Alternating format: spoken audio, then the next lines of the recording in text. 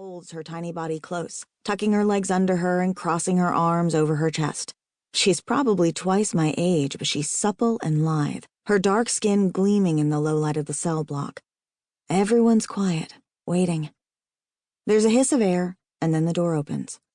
The first thing I notice is that they're not wearing masks when they enter, or the nose clips that filter toxins out of the atmosphere. My first master made me wear one of them because the atmosphere he preferred was poisonous to humans, and a lot of the shoppers that come through to gawk at humans wear masks over their breathing orifices for the same reason.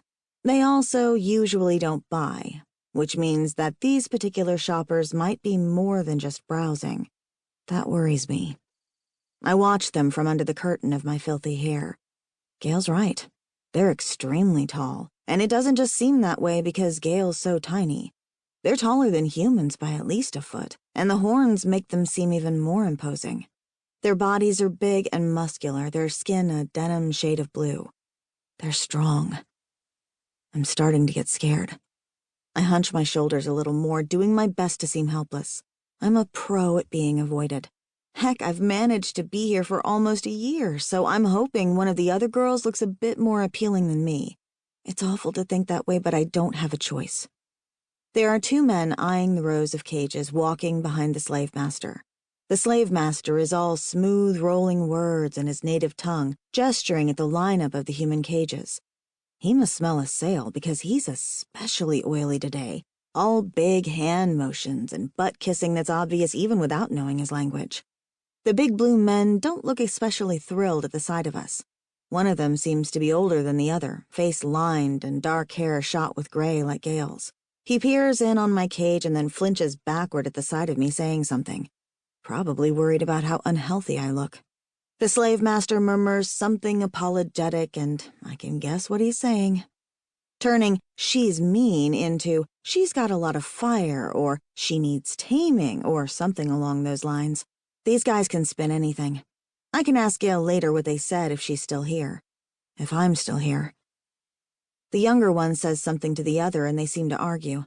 He gestures, holding up fingers. 5. Then he points at our cages and makes another sweeping gesture. Oh no. Are they here to buy all 5 of us? There are 5 humans locked up and I've never seen anyone leave with more than one girl. One of my old masters told me we were expensive pets, and I guess we are. That's why the slave master looks overjoyed at the conversation. He really, really does want to buy all of us. I feel sick to my stomach at the thought. I'm safe here.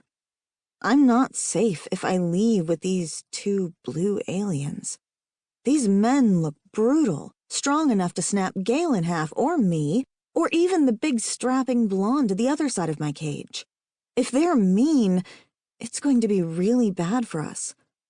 I have no misconceptions of what they expect when they purchase slaves, hence my protective layer of filth. Normally, I skate through a purchasing round by the fact that I'm scrawny, underfed, and filthy. No one gives me a second look when there's a plumper, more attractive female nearby. It's my defense mechanism. But if they buy all of us, it means they don't care how dirty or thin I am. They just need a lot of humans and they don't care what we look like. The thought is terrifying. I've heard stories of some alien races that like to throw dining parties and eat people. Is that what we're all being bought for? A feast? Living in a cage isn't much of a life, but I don't want to die either.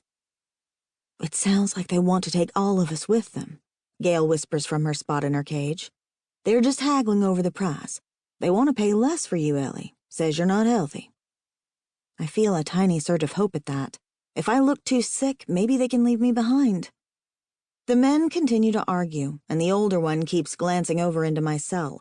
The younger one argues and pulls out a bag, counting out the small squares that I know pass for intergalactic currency of some kind. The older one wants to leave you, but the younger one says their agreement was 5.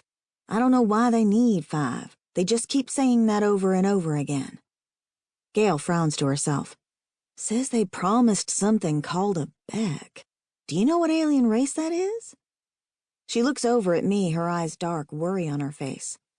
I shake my head slowly, watching as the men count out money.